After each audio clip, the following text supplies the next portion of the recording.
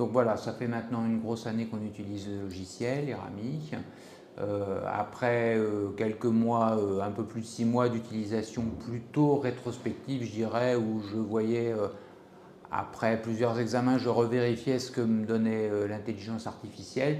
Je suis passé depuis quelques mois à une analyse plutôt prospective où je regarde mon dossier et en plus je m'aide de l'intelligence artificielle pour finaliser mon dossier.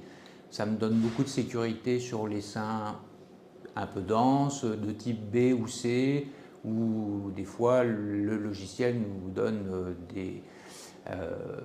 une sécurité d'analyse en négativant la totalité du sein.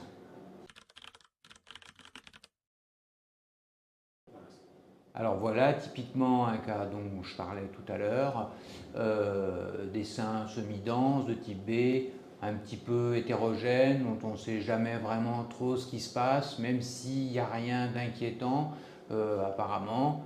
Quand on fait travailler l'IA, eh bien, sur les tomographies, ça nous négative totalement les images. Et puis quand on se met sur les mammographies standards, et bien voilà, c'est pareil, ça négative totalement les images. Donc c'est une grande sécurité.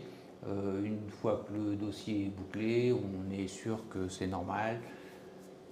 En tout cas, j'ai pris le parti de considérer que l'IA était suffisamment performante pour m'apporter de la sécurité dans ces genres de dossiers. Et donc cette sécurité d'analyse fait qu'avec le temps, sur ce genre de dossier, je n'ai plus besoin de pratiquer l'échographie. Je considère que tout va être normal et qu'il n'y a pas de problème. Il suffit que j'ai les antécédents en plus, les anciennes images.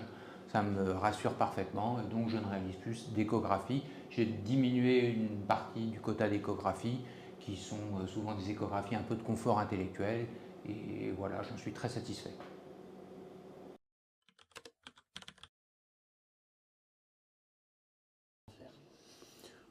Bien, les retours sont bons. Bien sûr, comme toute nouvelle technique, l'intelligence artificielle nécessite une courbe d'apprentissage.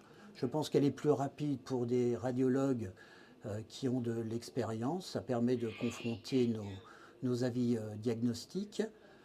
Moi, ce que j'apprécie particulièrement, c'est sa valeur prédictive négative. En effet, quand cette intelligence CAD ne montre rien de particulier, on est parfaitement rassuré.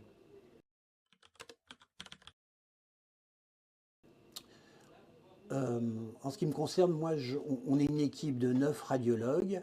Il y a de jeunes radiologues qui n'ont pas de spécialité en mammographie. Et je pense que pour eux, cette aide de l'intelligence artificielle est très précieuse. Elle permet de relever des anomalies qu'ils n'avaient pas vues, de refaire des clichés localisés, notamment pour des pathologies qu'ils n'avaient a priori pas vues. Voilà ce que j'en pense.